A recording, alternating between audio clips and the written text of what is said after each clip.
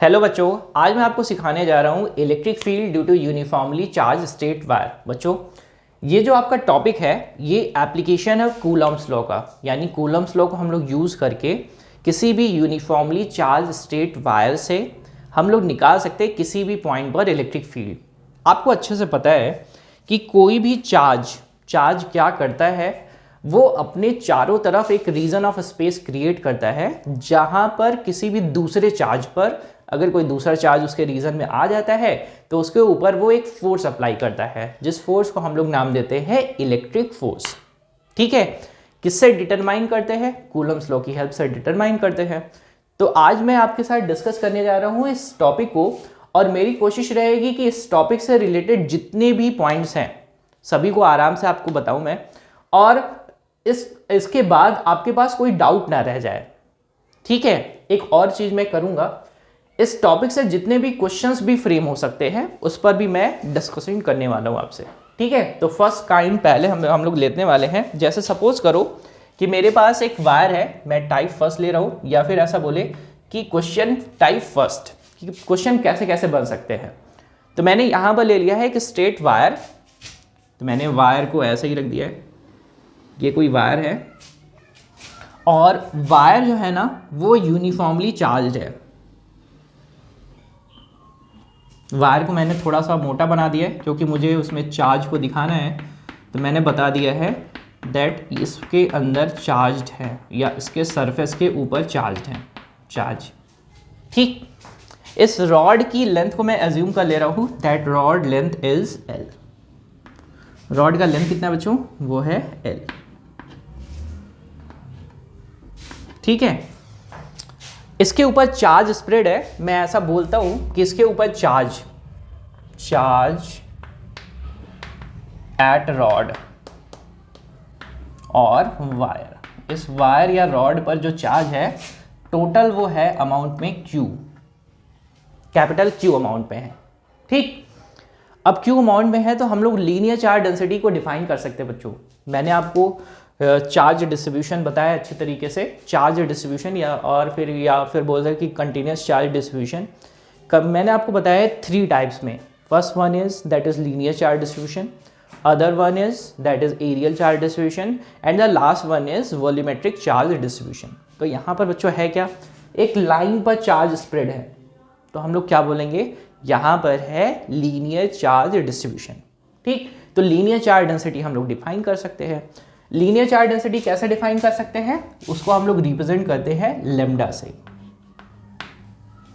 क्या डिफाइन करते हैं? दैट इज टोटल चार्ज जो इसके ऊपर स्प्रेड आउट है। तो टोटल चार्ज कितना है, वो है Q।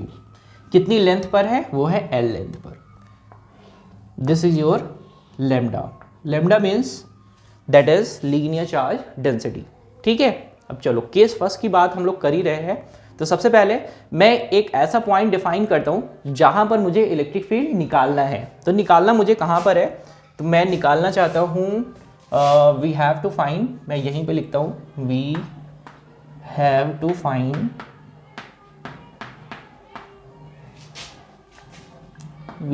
Find electric field at axial point, at any axial point, कोई भी एक्सियल पॉइंट हम लोग ले सकते हैं। ठीक है, एट एनी एक्सियल पॉइंट, कोई भी एक्सियल पॉइंट पर आप ले सकते हैं। तो लेट करते हैं इस रॉड के एक्सेस पर, यानी इस रॉड के एक्सेस पर कोई एक पॉइंट है जिस पॉइंट का नाम है P पॉइंट पर हमें इलेक्ट्रिक फील्ड चाहिए। ठीक, तो फर्स्ट स्टेप क्या होता है, ध्यान से समझेंगे। मुझे इलेक्ट्रिक फील्ड चाहिए, अभी मेरे पास ढेर सारे चार्जेस है। अगर मेरे पास एक चार्ज होता, जैसे कूलम्ब्स लॉ से हम लोगों ने डिस्कशन किया था कि अगर मेरे पास एक चार्ज है, लेट करो कि मैं यहीं पर ड्रॉ कर रहा हूं, मेरे पास एक चार्ज है जिसका नाम है Q।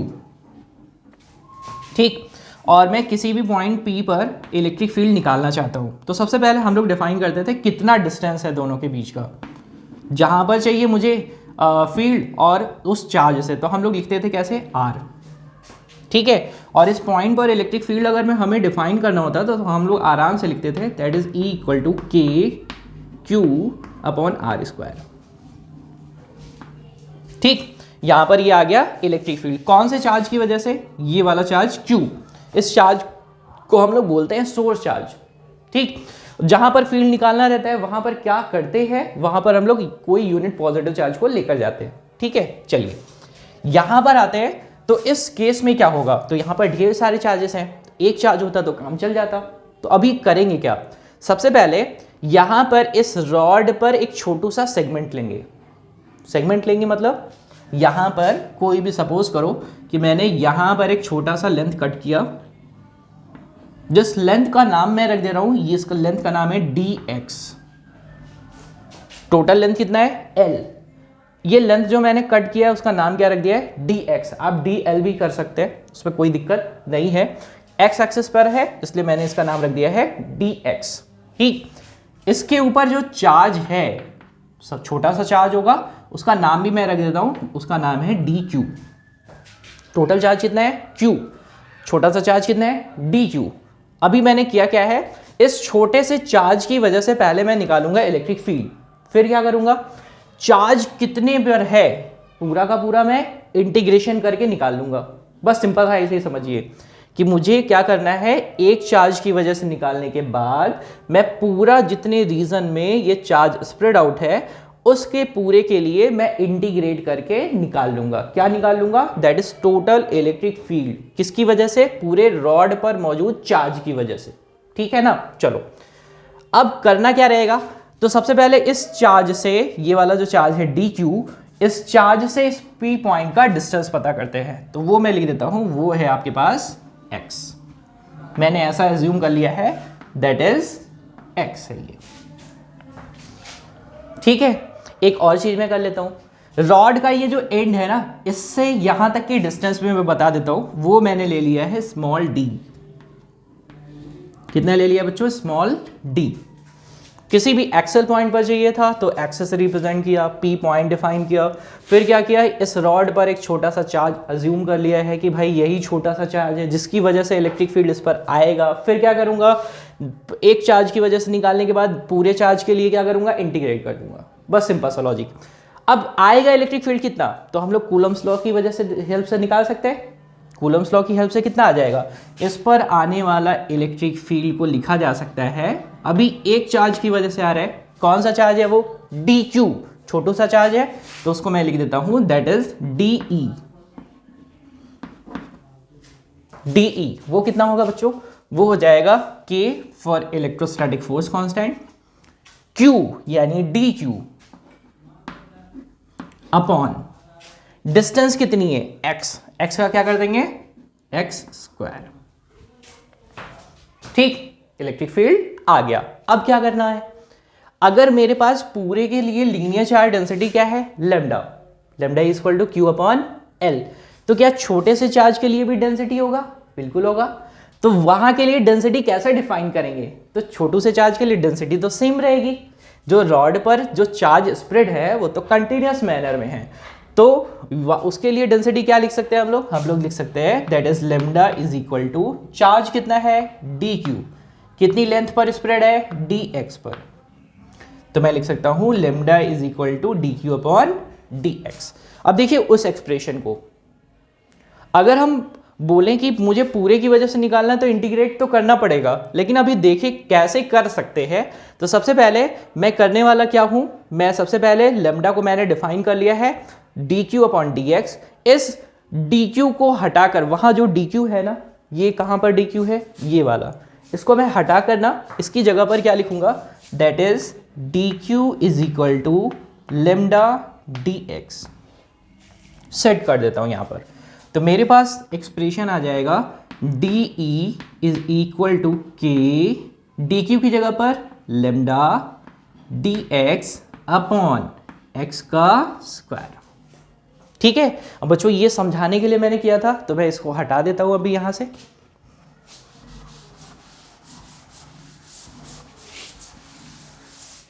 ठीक है, तो मुझे क्या मिल चुका है, मुझे इलेक्ट्रिक फील्ड मिल चुका है।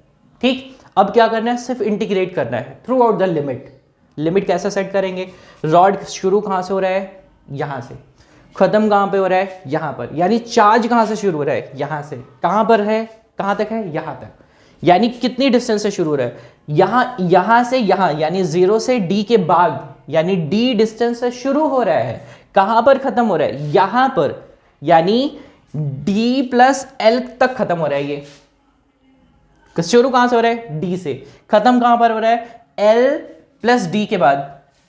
ठीक, तो ये हो गई आपकी दो लिमिट्स। अपर लिमिट कहां पर है, that is l plus D, lower limit d। चलो सेट करते हैं। तो मुझे क्या करना है, सिंपली इंटीग्रेट करना है, बस इंटीग्रेशन ही करना है बच्चों। अब देखिए क्या करना है, मैं यहां पर लिख देता हूं, मुझे ई नेट यानी नेट इलेक्ट्रिक फील्ड चाहिए। मैं इसको बना देता हूं this one be equation number 1। तो मुझे लिखना है that is net electric field. वो मैं कैसे लिखूंगा, मैं लिखने वाला हूं ई नेट। मुझे क्या करना है, सिंपली इंटीग्रेशन, इंटीग्रेशन का सिंबल लगाया। ठीक, और क्या करूंगा, मैं लिखूंगा डी ई, वैल्यूज पुट करूंगा। तो मैंने लिखना है दैट इज इंटीग्रेशन की lambda D x upon x का स्क्वायर। जो कांस्टेंट है उनको बाहर कर लेता हूं मैं। मैंने के लेमडा को बाहर कर लिया, बचा क्या, integration D x upon x square. Limit भी सेट कर देता हूँ, लिमिट मैंने बता ही दिया आपको, तो मैं लिमिट भी सेट कर देता हूँ। के लेमडा इंटीग्रेशन फ्रॉम डी से कहां तक है, एल प्लस डी, और क्या करूंगा, डी एक्स अपॉन एक्स का स्क्वायर। ठीक है, बस अब इंटीग्रेशन करना है बच्चों। तो इंटीग्रेशन करने के लिए बहुत ज़्यादा सोचना नहीं है, एकदम सिंपल सा यूज़ है। मैं एकदम एक लाइन में बताता हूँ, यहाँ पे ध्यान से देखो। अगर मैंने लिखना है इंटीग्रेशन ऑफ एक्स पावर 2, तो आप क्या करते, एक्स पावर 2 डी एक्स। तो आप क्या करते, इसका जो भी पावर है उसमें क्या करते, एक ऐड करते, यानी एक्स पावर 3। जो भी आता है उसको क्या कर देते, डिवाइड कर देते। सेम इसी तरीके से अगर मैंने लिखा है इंटीग्रेशन एक्स पावर -2, अब क्या करोगे आप, अब क्या करोगे, इसके पावर में क्या करोगे, एक ऐड करोगे। तो क्या हो जाएगा, एक्स का पावर -1, जो भी आया है उसी से क्या करेंगे, डिवाइड कर देंगे। तो वो क्या हो जाएगा, -1 अपॉन एक्स। मतलब मैं इसकी जगह पर dx अपॉन एक्स स्क्वायर, इस एक्स स्क्वायर को ऊपर ले जाएंगे, सॉल्व कर लेंगे, तो बचेगा कितना, -1 अपॉन एक्स। तो मैं आराम से लिखने वाला हूँ, इंटीग्रेशन करने के बाद जो मैंने आपको समझाया है, मैं लिखने वाला हूँ ई नेट यानी नेट इलेक्ट्रिक फील्ड। क्या आ जाएगा, के लेमडा, इंटीग्रेशन हो चुका है, कितना आएगा, -1 अपॉन एक्स। लिमिट सेट करेंगे, कहाँ से, फ्रॉम डी, कहाँ तक जाना है, एल प्लस डी तक चार्ज स्प्रेड है। ठीक, अब क्या करेंगे, लिमिट्स को सेट कर देंगे। तो लिमिट को सेट करेंगे तो क्या हो जाएगा, के लेमडा, यहां पर क्या आ जाएगा, सबसे पहले अपर लिमिट सेट करते हैं, तो -1 upon L plus D, minus, ये माइनस के साथ आने वाला है, कितना, -1 अपॉन डी। ठीक, तो ये माइनस माइनस क्या हो जाएगा, प्लस। तो मेरे पास ई नेट आ जाएगा, कितना आ जाएगा बच्चों, के इलेक्ट्रोस्टैटिक फोर्स कॉन्सेप्ट को मैं सेट कर सकता हूं, कितना होता है, 1/4 पाई एप्सिलॉन नॉट। और क्या आ जाएगा, लेमडा, लेमडा को मैं यहीं ऊपर रहने देता हूं। आगे 1 upon D, -1 upon L plus D. बच्चों देखो, अगर किसी भी एक्सेल पॉइंट पर आपको निकालना रहेगा इलेक्ट्रिक फील्ड, तो आप सिंपल सा ये फॉर्मूला यूज कर सकते हो, जहां पर डी क्या है, दैट इज डिस्टेंस। कौन से डिस्टेंस, उस एक्सिस पर कितनी दूर रख रहे हैं या कितनी दूर फील्ड निकाल रहे हैं। एल क्या है, that is length of the rod. Lambda is linear charge density and 1/4 pi epsilon not, ये तो आप जानते हैं, इलेक्ट्रोस्टैटिक फोर्स कांस्टेंट। ठीक है, तो ये मैंने बच्चों आपके साथ फर्स्ट टॉपिक डिस्कस किया है, जहां पर आप किसी भी यूनिफॉर्मली चार्ज स्ट्रेट वायर या फिर कंडक्टर से किसी भी एक्सेल पॉइंट पर इलेक्ट्रिक फील्ड फाइंड कर सकते हैं। ठीक है, एकदम आसान था, कोई दिक्कत तो नहीं है ना। चलो अब हम लोग आ जाते हैं कि एक्सेल पॉइंट के अलावा और कहीं पर रख दिया जाए, जैसे इस रॉड से परपेंडिकुलर किसी डिस्टेंस पर रख दिया जाए। ठीक, जैसे यहां पर रॉड है, यहां से मैं कहीं यहां पर फील्ड निकालना चाहता हूं, ठीक है, या फिर कहीं यहां पर फील्ड निकालना चाहता हूं, कहीं यहां पर फील्ड निकालना चाहता हूं, कहीं यहां पर फील्ड निकालना चाहता हूं। इफ वायर इनफाइनाइट हो जाए तो कंडीशन क्या हो जाएगी? ठीक है, तो फटाफट डिस्कशन करते हैं। तो मैं सेकंड टॉपिक पर आने वाला हूं, देखते हैं।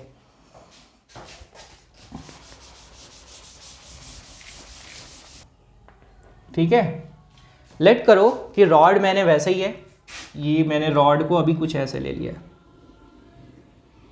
ड्रॉ करने के लिए, समझाने के लिए बच्चों, मैंने आपको बहुत सारी क्लासेस में रॉड को मैंने ऐसे भी रखा था, दैट इज एक्सिस पर, तब भी मैं किसी भी डिस्टेंस पर निकाला था मैंने। तो अभी मैं समझाने के लिए, रॉड को आप किसी भी तरीके से रखो, सिर्फ फर्क नहीं पड़ेगा। रॉड के ऊपर चार्ज स्प्रेड है,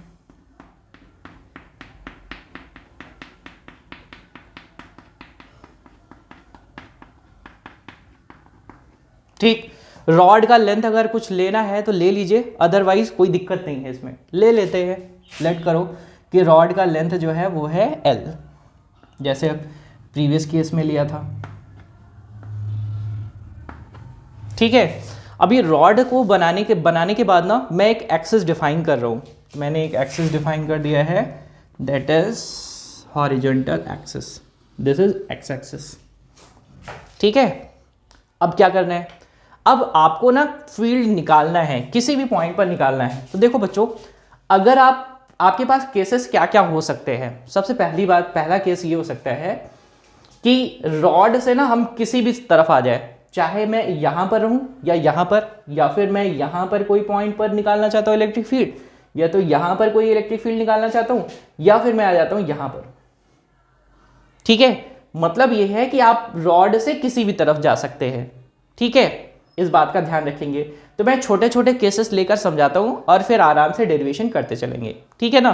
तो सबसे पहले मैं लेट कर देता हूं कि मैं ना रॉड से ना किसी भी, ये रॉड की एक्सिस है, अभी देखो इक्वल पोर्शन करने के बजाय मैंने हाफ हाफ करने के बजाय मैंने एक एंड थोड़ा बड़ा कर दिया है और एक तरफ का एंड थोड़ा छोटा कर दिया है।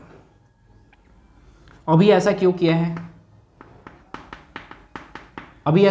बच्चों, ऐसा इसलिए किया है कि ताकि मैं जितने भी पॉसिबल केसेस है सभी को समझा पाऊं। ये टोटल लेंथ L है। अभी देखो, मैंने ये एक्सेस डिफाइन करने के बाद लेट करो कि मेरे पास एक पॉइंट है यहां पर, जो कि इस वाली रॉड से किसी परपेंडिकुलर डिस्टेंस x पर है। यहां से यहां तक की डिस्टेंस जो है वो है x। ठीक, कोई गड़बड़ तो नहीं करेंगे? इतना समझ पाए हैं अच्छे तरीके से? Very good. अब देखो जरा, सबसे पहला काम, ये P पॉइंट है, तो हम लोग सबसे पहले डिफाइन कर लेते हैं कि मुझे ना कुछ छोटा सा चार्ज लेना है। तो मैंने छोटा सा चार्ज यहाँ पे एज्यूम कर लिया, ये है छोटा सा चार्ज, जिस चार्ज का मैं नाम रख देता हूँ, इस चार्ज का नाम है dq। ठीक है, जिस लेंथ पर है, तो लेट कर लेते हैं कि यहाँ से ये जो छोटा सा लेंथ होगा उस लेंथ को मैंने ले लिया है, अभी y एक्सिस पर है तो मैंने ले लिया है dy। आप dl भी ले सकते हैं, उसमें कोई दिक्कत नहीं है। ठीक, यहां से यहां तक की डिस्टेंस लेट करते हैं कि यहां से इस पर लगने वाला है इलेक्ट्रिक फील्ड, और इलेक्ट्रिक फील्ड लग रहा है, तो ये डिस्टेंस मैं ले लेता हूं बच्चों अभी के लिए फिलहाल r। ठीक है, r डिस्टेंस लेकर हम करते भी थे, तो मैंने यहां पर ले लिया इस चार्ज से, ये जो चार्ज कौन सा है dq, इससे यहां तक की डिस्टेंस कितनी है, वो है r। ठीक है, ये आपका है वो पॉइंट जिस पर आपको इलेक्ट्रिक फील्ड चाहिए। कौन सा पॉइंट है? P। अभी देखो जरा, आपको मैंने बहुत अच्छे तरीके से समझाया है कि इलेक्ट्रिक फील्ड और इलेक्ट्रिक फोर्स दोनों को अगर हम डिफाइन करते हैं तो दोनों वेक्टर्स क्वांटिटीज है, और दोनों का डायरेक्शन किधर मिलेगा, जो भी लाइन ज्वाइनिंग होता है ना दोनों का, यहां से इस पॉइंट का जो लाइन ज्वाइनिंग है, इसी के अलोंग हमेशा फोर्स और फील्ड दोनों एक्ट करेंगे। यानी आएगा आपके पास इलेक्ट्रिक फील्ड का डायरेक्शन किधर, कुछ इधर की तरफ। ठीक, कितना आएगा? तो जैसे देखो प्रीवियस डिस्कशन में हम लोगों ने लिखा था DE।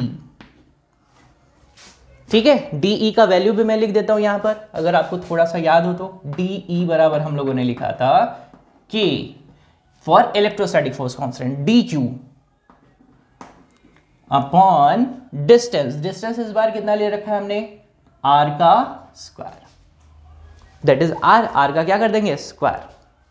ठीक है, करना क्या रहेगा, सेम लॉजिक, हमें निकालना है DE डिफाइन कर लिया है। अभी DE चार्ज कहां पर है, पूरे सरफेस पर है, तो फिर से लैम्डा डिफाइन करते हैं। लैम्डा हमें अच्छी तरीके से पता है, lambda equal to total charge upon total length. छोटे से चार्ज के लिए निकालना है तो लैम्डा तो सेम रहेगा, that is lambda is equal to DQ upon DY। यहां पर बच्चों मैंने इसको DY कर दिया है, इससे कोई दिक्कत नहीं है। क्यों, क्योंकि इस एक्सिस पर, y एक्सिस पर था तो मैंने y ले लिया है। आप चाहे तो चेंज कर सकते हैं। देखो मैं साइन कन्वेंशन में ना, जब भी मैं रिप्रेजेंटेशन करता हूं तो मैं जितनी भी क्लास लेता हूं तो कोशिश करता हूं कि हर बार कुछ अलग लूं। ऐसा क्यों करता हूं मैं, उससे फायदा ये होगा कि आपके पास सिर्फ कॉन्सेप्ट होना चाहिए, रिप्रेजेंटेशन नहीं होना चाहिए कि मैंने y ले लिया है, x ले लिया है, मैं कुछ भी ले लूं। आपका ओरिजिनल कॉन्सेप्ट तो कॉन्सेप्ट ही रहेगा। ठीक है, तो मैं अगर कोई सिंबल एक की जगह दूसरा यूज कर रहा हूं और मैं वो आपको बता के कर रहा हूं, तो ऐसा कोई नहीं है कि मुझे वही लेना चाहिए। ठीक है, या फिर किसी बुक में मिलता है कि यहाँ की जगह ये रिप्रेजेंट किया है, तो ऐसा बिल्कुल घबराएंगे नहीं। ठीक है, चलो, तो मैंने लैम्डा डिफाइन कर दिया है, that is DQ upon DY। तो आप यहाँ से DQ को डिफाइन कर सकते हैं, DQ is equal to lambda times of DY। ठीक है, कोई दिक्कत यहाँ तक, पक्का, वेरी गुड। अभी मैं यहां पर DE लिख देता हूं, DE is equal to K lambda DY upon कितना हो जाएगा, R का स्क्वायर। अच्छा, R स्क्वायर है क्या, तो मैं एक काम करता हूं ना, यहां से ये जो चार्ज है ना, इससे ये ऊपर की तरफ डिस्टेंस, यहां से यहां तक की जो डिस्टेंस है y एक्सिस पर, उसको मैं y ही ले लेता हूं।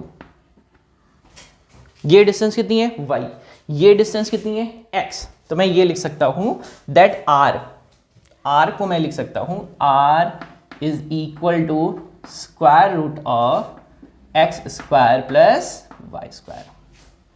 ये क्या है बच्चों, हाइपोटेनस, परपेंडिकुलर, बेस। ठीक है, कोई गड़बड़ तो नहीं किया। अब देखो बच्चों, ये इस पॉइंट पर जो इलेक्ट्रिक फील्ड आ रहा है, दैट इज वो कुछ एंगल पर आ रहा है, कुछ अलग डायरेक्शन में है। तो हम लोग करते क्या थे, हम लोग का सिंपल सा फंडा ये है कि हम इनको रिजॉल्व कर लेते थे। रिजॉल्व कैसे करेंगे, तो कुछ एंगल डिफाइन करेंगे। लेट करते हैं, इस एंगल को मैंने एज्यूम कर लिया, दिस एंगल भी थीटा, थीटा डिफाइन कर लिया। अभी क्या हो जाएगा, ये एंगल अगर थीटा है तो ये वाला एंगल भी क्या हो जाएगा, थीटा। अभी इनका ये वाला कंपोनेंट कैसे निकालते थे, परपेंडिकुलर ड्रॉन। ठीक, ये वाला कंपोनेंट दैट इज हो जाएगा DE cos थीटा, और ये वाला component that is DE sin theta. ठीक, ये है क्या, ये इलेक्ट्रिक फील्ड है इन x डायरेक्शन। ये क्या है, ये इलेक्ट्रिक फील्ड है इन y direction. Net electric field क्या होगा, नेट इलेक्ट्रिक फील्ड क्या होगा, कोई बताएगा, मैं बताता हूं। नेट इलेक्ट्रिक फील्ड अगर मैं डिफाइन करूं तो मैं लिख सकता हूं, कैसे लिख सकता हूं, दैट इज x डायरेक्शन में मिलने वाला इलेक्ट्रिक फील्ड, y डायरेक्शन में मिलने वाला electric field, that is net electric field. अभी नेट इलेक्ट्रिक फील्ड का कैलकुलेशन करेंगे कैसे, तो मुझे क्या चाहिए, मुझे चाहिए EX यानी टोटल इलेक्ट्रिक फील्ड इन x डायरेक्शन, फिर मुझे चाहिए टोटल इलेक्ट्रिक फील्ड इन y डायरेक्शन, फिर मैं दोनों को ऐड कर लूंगा वेक्टरली। ठीक है, तो पहला टास्क अभी आपको समझ में आने लगा होगा धीरे धीरे कि सबसे पहले मैं नेट इलेक्ट्रिक फील्ड इन x डायरेक्शन अब निकालने वाला हूं, नेट इलेक्ट्रिक फील्ड इन y डायरेक्शन निकालने वाला हूं। अच्छा, मैंने आपको थोड़ी देर पहले जब मैंने लेसन शुरू किया था तो आपके दिमाग में ये चीज़ जरूर आया होगा कि सर आपने ना ऊपर का सेक्शन छोटा रखा और नीचे वाला सेक्शन बड़ा कर दिया है, क्यों, मेरी मर्जी। अगर रॉड बीचों बीच हो जाए तो क्या हो जाएगा, ये वाला कंपोनेंट मिलने वाला है ना, ये वाला कंपोनेंट जब रॉड के इस साइड हम लेंगे यानी इस एक्सेस के नीचे की तरफ, तो कंपोनेंट कैसे हो जाएंगे, ये वाला यहां की वजह से इलेक्ट्रिक फील्ड का डायरेक्शन कुछ इधर, तो इनका कंपोनेंट एक इधर और एक इधर। फिर से मैं समझाता हूं, ये जो आपके पास इस वाले चार्ज की वजह से इलेक्ट्रिक फील्ड है, इनके दो कंपोनेंट एक x एक्सिस पर है और एक y एक्सिस पर है। ठीक, ये निगेटिव x में है, निगेटिव y में है और ये पॉजिटिव x में है। इसी तरीके से जब रॉड के दूसरे साइड अगर हम लेंगे, क्योंकि चार्ज पूरी तरीके से कंटिन्यूस है, मुझे पूरे चार्ज की वजह से निकालना है, तो हाफ के बाद जब मैं हाफ इधर वाले की तरफ आऊँगा, इनका कंपोनेंट होगा दूसरे की तरफ, यानी दो कंपोनेंट फिर से रिजॉल्व होंगे, एक होंगे पॉजिटिव x की तरफ और एक होंगे पॉजिटिव y की तरफ। अगर मैं हाफ हाफ लेता तो आपको मैं ये बात वहीं पर बताता कि देखो बच्चों, ये वाला कंपोनेंट जो है ना दूसरे वाले ऊपर वाले कंपोनेंट से कैंसिल आउट हो जाएगा, तो बचेगा कौन सा कंपोनेंट? सिर्फ x वाला। लेकिन मैंने जानबूझकर ऐसा किया है ताकि अगर आपको कोई ऐसा केस मिले तो आप आराम से निकाल पाए। ठीक है, चलिए अब डिस्कशन को आगे बढ़ाते हैं। तो मैंने लिखना है, मुझे क्या मिल जाएगा? x डायरेक्शन में नेट इलेक्ट्रिक फील्ड कितना मिल जाएगा? DE cos theta. ठीक, तो मैं लिख देता हूं, ये तो मैंने निकाल रखा था DE, इसको बना देते हैं इक्वेशन नंबर 1। ठीक, और मुझे नेट क्या मिलेगा? That is DE cos theta. एक और चीज मैं यहीं पर डिफाइन कर देता हूं तो वो अच्छा रहेगा। अगर मैं इस थीटा को डिफाइन करूं तो थीटा क्या हो जाएगा? जरा ध्यान से देखिए, ये आपके पास है थीटा, तो मैं cos थीटा डिफाइन कर लूं। मैंने cos थीटा डिफाइन कर लिया, आप बताते चलेंगे cos थीटा। cos थीटा बराबर क्या होता है बच्चों? आपके पास होता है that is base upon hypotenuse, that is x upon r। cos theta equal to base upon hypotenuse, that is x upon r। एक और करते हैं, मैं यहीं से tan थीटा भी डिफाइन कर लेता हूं, तो मेरे पास tan थीटा आ जाएगा। tan थीटा कितना आएगा? कौन बताएगा? tan थीटा बराबर परपेंडिकुलर अपॉन बेस। परपेंडिकुलर कौन है? y, बेस कौन है? x। तो मैं लिखा देता हूं y अपॉन x। ठीक, तो मेरे पास y बराबर क्या हो जाएगा? y बराबर हो जाएगा x tan थीटा। y बराबर कितना? x tan theta. और अगर मैं निकाल लेता हूं dy, तो मैं लिख सकता हूं dy बराबर x, इसका मैंने डिफरेंशिएशन कर दिया है। tan थीटा का क्या हो जाएगा बच्चों? sec स्क्वायर थीटा, और क्या बचेगा? d theta. मेरे पास हो जाएगा dy। अच्छा, एक काम आप और कर सकते हैं, जैसे लास्ट डिस्कशन में हम लोगों ने ना इंटीग्रेट किया था थ्रू आउट लेंथ, यहां पर एक चीज आप कर सकते हैं, दैट इज एंगुलर चेंज की बात कर सकते हैं। लेट करो कि मैं यहां पर हूं और मैं इस पॉइंट पर आ जाता हूं, तो मैं सबसे पहले देखता हूं, देखो ये मेरा हाथ है स्ट्रेट, कहां पर? रॉड की तरफ, दैट इज परपेंडिकुलर। एंगल धीरे धीरे बढ़ रहा है, तो एंगुलर चेंज आ रहा है, या फिर नीचे की तरफ जाएंगे तो एंगल धीरे धीरे चेंज हो रहा है, यानी एंगुलर चेंज की वजह से निकाल सकते हैं एक चीज। दूसरी चीज, अगर आपको इंटीग्रेशन करना है तो आप लेंथ के अक्रॉस भी कर सकते हैं। इधर की लेंथ एज्यूम कर लीजिए और इधर की लेंथ एज्यूम कर लीजिए। टोटल लेंथ आपने अगर ले लिया है L, तो ऊपर वाली लेंथ देखो यहां पर मैंने ये ले रखा था y, कितना तक जाएगा ये आपको डिफाइन करना पड़ेगा। बस इंटीग्रेशन में आपको लिमिट डिफाइन करना आना चाहिए, बाकी आप प्रोसेस कोई भी यूज कर लो। तो मैंने आराम से सबसे पहले निकाला है इलेक्ट्रिक फील्ड, फिर मैंने निकाला है इलेक्ट्रिक फील्ड में जहां पर मैंने इंक्लूड कर दिया लीनियर चार्ज डेंसिटी, फिर मैंने निकाला है cos थीटा, फिर मैंने निकाला है tan थीटा। cos थीटा की रिक्वायरमेंट इसलिए है क्योंकि मुझे यहाँ पर cos थीटा है। tan थीटा मैंने इसलिए निकाला है ताकि मैं dy को एलिमिनेट कर सकूँ, बस छोटा सा टास्क। cos थीटा क्यों निकाला है? ये cos थीटा के लिए। यहाँ पर tan थीटा क्यों निकाला है? इस y को हटाने के लिए, इसीलिए मैंने यहाँ पर क्या लिख दिया है? dy। ठीक, डिफरेंशिएट करके। अब आ जाते हैं ओवरऑल कैलकुलेशन पर। ये तो था बच्चों आपका सिर्फ और सिर्फ इंट्रो पोर्शन। कैलकुलेशन पर आ जाते हैं फटाफट। तो कैलकुलेशन में सबसे फर्स्ट पार्ट मैं लिखता हूं, मुझे नेट इलेक्ट्रिक फील्ड चाहिए, कहां पर? x डायरेक्शन में, तो मैं लिखता हूं Ex बराबर क्या करूंगा? इंटीग्रेशन। किसका इंटीग्रेशन करूंगा? देखो जरा, इंटीग्रेशन करूंगा तो मुझे मिलेगा क्या? DE cos theta. यही मुझे इंटीग्रेशन करना है, ठीक है ना? कहां पर? x डायरेक्शन में ही तो करना है। अभी DE का वैल्यू देखो मेरे पास है k lambda dy upon r square. मैं लिख देता हूं Ex बराबर integration k lambda dy upon r का स्क्वायर। ठीक, r स्क्वायर है क्या बच्चों? देखो यहीं से एक और चीज डिफाइन कर लेते हैं, r को भी हटा ही देते हैं ना। क्या करेंगे? cos थीटा मैं यहाँ पे लिख देता हूँ पहले, और फिर r को भी मैं हटा ही देता हूँ, झंझट ही खत्म हो जाएगा। r देखो क्या है? r इक्वल टू है x square plus square root of x square plus y square. तो मेरे पास आर स्क्वायर क्या हो जाएगा, आर स्क्वायर बराबर x square plus y square. Y की जगह पर देखो हम लोगों ने लिखा है already y equal to x tan theta, तो मैं वाई स्क्वायर क्या कर सकता हूं, वाई का स्क्वायर अगर मैं लिखूंगा तो लिखूंगा कैसे, दैट इज एक्स स्क्वायर को रहने देता हूं, वाई स्क्वायर की जगह पर रखूंगा x square ten square theta. X square को कॉमन कर देते हैं, बचेगा कितना, 1 प्लस टेन स्क्वायर थीटा। और टेन स्क्वायर थीटा आप जानते हैं बच्चों, 1 प्लस टेन स्क्वायर थीटा कितना होता है, that is sec square theta, x square sec square theta.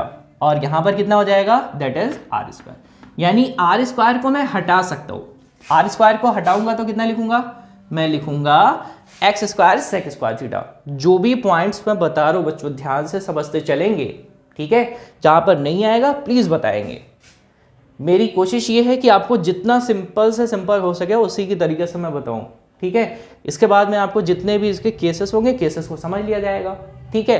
तो सबसे पहले आर को भी मैंने डिफाइन कर लिया, x square sec square theta. देखो अब यहां पर क्या करते हैं, सब सारी की सारी वैल्यूज रखना शुरू कर देते हैं। तो मैंने रखा है ई एक्स बराबर क्या करूंगा, बराबर रखने वाला हूं कितना, दैट इज इंटीग्रेशन के लेमडा डी वाई की जगह पर रख देता हूं एक्स सेक स्क्वायर थीटा और d theta upon r square की जगह पर मुझे कितना रखना है, मुझे रखना है x square sec square theta D theta cos theta बच्चों यहां पर और भी है, ठीक। तो कौन कौन कट जाएगा, sec square theta sec square theta, एक एक्स बचेगा कितना, बचेगा आपके पास, ये देखो मैं यहां से लाइन कर रहा हूं, ये फिर नीचे की तरफ आ रहा है, तो आपके पास कितना हो जाएगा, यहां पर बचेगा ई एक्स जो कि एक्स डायरेक्शन में इलेक्ट्रिक फील्ड है, इंटीग्रेशन के लेमडा एक्स तो सब ऊपर से कट गया, बचा कितना है डी थीटा, तो cos theta D theta upon कितना, ये रहा एक्स, ठीक है। कोई गड़बड़ तो नहीं करेंगे ना, समझ पाए हो इतना कायदे से इत्मीनान से। अब क्या करेंगे, मैं कॉस थीटा को ना इंटीग्रेट करना चाहता हूं, cos theta D theta integrate कर लिया जाए, अदरवाइज अगर आप चाहे तो आप कॉस थीटा को भी x upon r cos theta को एक्स अपॉन आर लिख सकते हैं, उसमें कोई दिक्कत नहीं है, एक्स एक्स कट जाएगा, बचेगा आर के टर्म में आ जाएगा वो, ठीक। तो वो तो अलग हो जाएगा, इसको हम लोग सॉल्व करते हैं, कैसे सॉल्व करेंगे, तो मैं यहां पे लिखता हूं ई x is equal to k lambda, constant को बाहर किया, अपॉन एक्स को भी बाहर ही कर देता हूं, बचेगा कितना, एक्स क्या है बच्चों, ये है ये वाली डिस्टेंस, परपेंडिकुलर डिस्टेंस, ये याद रखेंगे। इंटीग्रेशन करना है कॉस थीटा डी थीटा का। अब देखो बच्चों एक छोटी सी इंफॉर्मेशन यहीं पर, मुझे लिमिट सेट करना है, किसके लिए लिमिट सेट करना है, थीटा के लिए। मैंने क्या बताया, थीटा इज 0 से कुछ वैल्यू बढ़ रही है, कुछ वैल्यू घट रही है, तो मैं ये जूम कर लेता हूं ना कि ये कहां तक जाएगा, ये मैक्सिमम जाने वाला है आपका, ये भी मैक्सिमम जाने वाला है आपका, ठीक, ये मैक्सिमम जाने वाला है और ये मैक्सिमम जाने वाला है। तो मैं एज्यूम कर लेता हूं, लेट करता हूं कि ये नीचे वाला एंगल, इसको एज्यूम कर लो, लेट कुछ भी एज्यूम कर लो, थीटा 1 ले लो या थीटा 2 ले लो, आपकी विश। तो मैं ऐसा ले लेता हूं, दिस वन भी ना थीटा 1, याद रखना ये कहां पर है, इस एक्सिस से नीचे की तरफ, that is negative theta 1 overall नीचे की तरफ। ये कहां तक जा रहा है, ये जा रहा है थीटा 2 तक, यानी अपर लिमिट कितनी है, थीटा 2 पॉजिटिव में, और आपके पास लोअर लिमिट कितनी है, थीटा 1 दैट इज निगेटिव में, सेट कर दीजिए। तो मेरे पास आ जाएगा ई एक्स यानी एक्स डायरेक्शन में equal to k lambda upon x integration minus theta 1 to theta 2 cos theta D theta. अब कॉस थीटा का इंटीग्रेशन इतनी बार आप लोगों ने किया होगा कि आपको तो याद ही होगा, नहीं याद है तो मैं फिर से बता देता हूं। कॉस थीटा का इंटीग्रेशन करना है तो वो मुझे मिल जाता है साइन थीटा पॉजिटिव में, याद रखेंगे डिफरेंशिएशन में जस्ट उल्टा होता है, तो मुझे क्या मिल जाएगा, कॉस थीटा का इंटीग्रेशन क्या, सिर्फ साइन थीटा मिलेगा। तो मैं रख देता हूं यहां पर, अब मैं यहां पर रख रहा हूं that is E x is equal to मेरे पास मिल जाएगा के लेमडा अपॉन एक्स, इसको मैं क्या कर रहा हूं इंटीग्रेट, तो मुझे मिल जाएगा साइन थीटा, लिमिट कहां से माइनस थीटा 1 से लेकर थीटा 2 तक। ठीक है, सॉल्व करेंगे तो सॉल्व करने के बाद आ जाएगा के लेमडा अपॉन एक्स। यहाँ पर आपके पास बचेगा अपर लिमिट यानी sign theta 2 minus lower limit. और आपको अच्छे से पता है, देखो मैं यहाँ पे लोअर लिमिट लिख जरूर रहा हूँ, लेकिन मैं डायरेक्टली यहाँ पे लिखना चाहता हूँ। क्या लिखना चाहता हूँ, यहाँ पे मैं समझाता हूँ फिर लिख देता हूँ डायरेक्ट ना, क्योंकि मुझे दूसरे कंपोनेंट के लिए भी मुझे डी साइन थीटा को भी सॉल्व करना है, तो मैं चाह रहा हूँ कि यहीं पर ही सॉल्व कर दूँ। ठीक है, ताकि आपको फिर मैं ओवरऑल रिविजन भी करा दूंगा। ठीक है, चलिए तो मैं यहाँ पर सॉल्व करके फिर वहाँ पे लिख दूंगा। तो मैं लिख रहा हूँ, कैसे लिखूंगा, sine theta 2 that is upper limit minus sine minus theta 1 lower limit. Sine minus theta always कितना होता है, माइनस साइन थीटा, तो माइनस माइनस क्या हो जाएगा, प्लस। तो मेरे पास क्या आ जाएगा, sign theta 2 plus sine theta 1, जिसको मैं लिख देता हूँ sign theta 2 plus sine theta 1। अगर आप लिखना चाहें sine theta 1 plus sign theta 2 तब भी कोई दिक्कत नहीं है। ये कहाँ पर आपके पास आ गया है, electric field in resultant in x direction. ये वाला कंपोनेंट फाइंड हो गया। ठीक, अब किसकी बारी, इस वाले की। ठीक है, सॉल्व किया जाए, चलिए देखते हैं। तो मैं इसको रब करता हूँ, फटाफट दूसरे वाले को भी सॉल्व कराता हूँ। अब देखो मैं निकालना चाहता हूँ ई वाई, तो मैं लिख रहा हूँ, जल्दी जल्दी से लिखूंगा। बाकी मैंने इंटीग्रेशन आपको समझा ही रखा है, क्या क्या कटने पिटने वाला है वो आपको पता है अच्छे तरीके से। तो मेरे पास बचेगा क्या, देखो यहाँ तक तो प्रोसीडिंग सेम चलने वाली है, कहाँ तक, ये जहाँ तक काटने वाला है। बचेगा कहाँ पर, यहाँ पर के लेमडा अपॉन एक्स, और क्या बचेगा, साइन थीटा डी थीटा, बस यही तो बचने वाला है। क्या बचेगा, के lambda upon X sine theta D theta. ध्यान दीजिए, मैं फिर से बोल रहा हूँ, मैं समझा रहा हूँ, फटाफट लिखता हूँ। यहाँ पर मुझे मिल जाएगा ई वाई इक्वल टू हो जाएगा, मैं लिख रहा हूँ यहाँ पर e Y is equal to integration of d e sine theta. हाँ, मैं ये जरूर से बोल सकता हूँ, ये निगेटिव पर है, तो मैं इसको जरूर से ये लिख सकता हूँ, दैट इज डी ई कहाँ पर है, ये y डायरेक्शन का जो है वो मुझे मिल जाएगा minus D e sine theta. Negative side है वो, निगेटिव y में है, ये जरूर लिख सकता हूँ। फिर भी मैंने लिखा है, निगेटिव को अभी छोड़ा, मैंने सिर्फ निकाला मैग्नीट्यूड, तो मैंने लिखा है डी ई साइन थीटा। अब देखो यहाँ पर मैंने लिखा है डी ई साइन थीटा। क्या करूँगा, डी ई की जगह पर मुझे कितना लिखना है, फिर से यही लिखना है।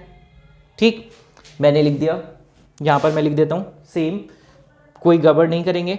फिर नेक्स्ट लाइन में यहाँ पर भी रखने वाले हैं, फिर सेक स्क्वायर थीटा से कट जाएगा, बचेगा कितना, के lambda upon x, cos theta की जगह पर साइन थीटा, और क्या, डी थीटा। देखो E Y is equal to integration के lambda upon X sine theta D theta.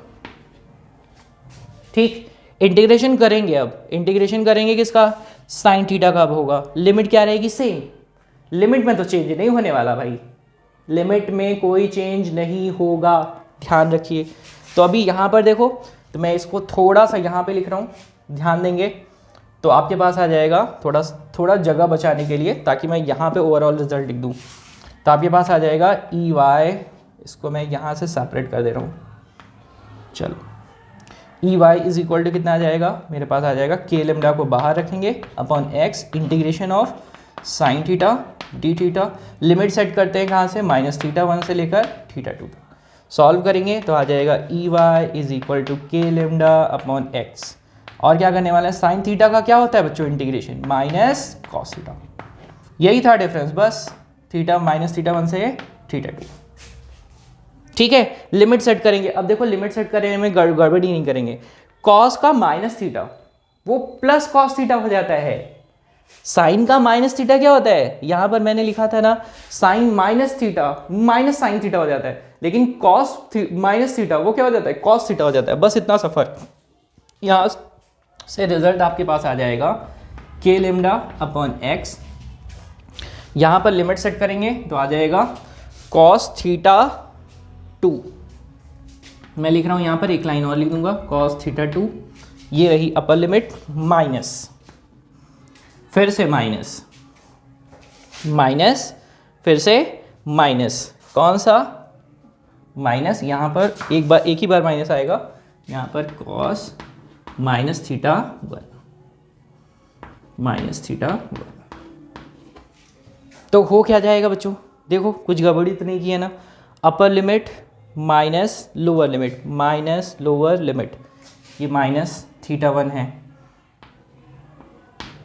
ठीक, अब क्या करेंगे, बस वैल्यूज रख देते हैं। तो मैं यही इसी के नीचे लिख रहा हूँ e y that will be is equal to k lambda upon x. क्या बचेगा, और cos theta one minus cos theta two. बस ये आपका वैल्यू आ गया ई एक्स का, ये वैल्यू आ गया आपका ई वाई। दोनों कंपोनेंट फाइंड कर लिया। एकदम आसान तरीका बच्चों, मैंने कहीं पर भी कुछ क्लमजी करने की ज़रूरत नहीं समझी है, एकदम आराम से आपको समझाया है। अब देखो केसेस क्या क्या हैं। इफ़ मैं रॉड के ना बिल्कुल बीचों बीच आ जाता हूँ, कहाँ पर आ जाऊँ, एकदम बीचों बीच आ जाऊँ, ठीक है, और बीचों बीच आने के साथ साथ वायर को मैं इनफाइनाइट लेंथ का बना दूँ। किसका बना दूँ, इनफाइनाइट लेंथ का। या फिर मैं सिर्फ बीचों बीच आ रहा हूँ, पहले एक केस की बात करते हैं, वायर के मैं बीचों बीच आ जा रहा हूँ, तो होगा क्या, यहाँ पर अगर मैक्सिमम वो जा रहा है वायर यानी इनफाइनाइट लेंथ का, तो आपके पास क्या मिलने वाला है, आपके पास ये वाला कंपोनेंट डी साइन थीटा वाला कंपोनेंट ये जीरो हो जाएगा। क्यों जीरो हो जाएगा, क्यों जीरो हो जाएगा, क्योंकि यहाँ पर एट द रिजल्ट क्या मिला है, कॉस थीटा वन और थीटा टू। और आपको अच्छे से पता है कॉस 90 का वैल्यू कितना होता, अगर मैं धीरे धीरे एंगल बढ़ाते बढ़ाते बढ़ाते बढ़ाते बढ़ाते बढ़ाते बढ़ाते बढ़ाते कहाँ पर ले आऊँ 90 पर, यहाँ पर भी धीरे बढ़ते बढ़ते बढ़ते बढ़ते कितना 90 पर। तो अगर दोनों साइड 90 90 हो जा रहा है तो कॉस थीटा वन और थीटा टू दोनों 90, तो मिलकर कितना 0। लेकिन यही चीज़ अगर इसी सेम केस में अगर मैं ई एक्स की बात करूँ तो theta one plus theta two, यहाँ पर sine theta one plus sine theta two, theta one भी 90 थीटा टू भी 90, 91 प्लस 1 मिलकर कितना 2। तो आपके पास रिजल्टेंट ई एक्स में कितना आ जाएगा। मैं इसको रब कर रहा हूँ, मैं केसेस थोड़े समझाता हूँ, ये इसकी ज़रूरत अब नहीं है ना, बस उसकी ज़रूरत है अभी, इसको मैं हटा रहा हूँ, केसेस यहाँ पे समझाता हूँ।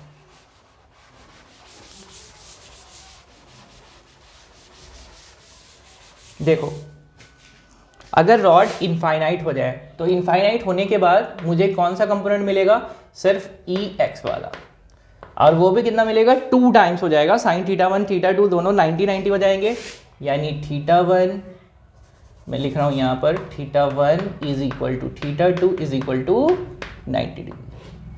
कब, जब वायर कैसा है इनफाइनाइट, ठीक, तो मेरे को इतना मिल जाएगा। और इससे होगा क्या, मुझे ई मिल जाएगा नेट ई, क्योंकि ये वाला कंपोनेंट तो जीरो हो गया, तो बचेगा कौन सा, सिर्फ ये वाला, तो मुझे मिल जाएगा नेट ई बराबर कितना, that is 2k lambda upon x. X क्या है, परपेंडिकुलर डिस्टेंस, तो अभी क्या लिखूंगा, मैं लिखूंगा 2 से 2 मैं लिखने वाला हूँ 2k लेमडा अपॉन, या मैं इसको ओपन अप कर देता हूँ तो आपको अच्छा लगेगा। k की जगह k क्या है, इलेक्ट्रोस्टैटिक फोर्स कांस्टेंट, तो मैं लिख देता हूँ 1/4 pi epsilon naught lambda into X into 2 and 2 gets cancel, तो हो जाएगा E equal to lambda upon 2 pi epsilon naught into x.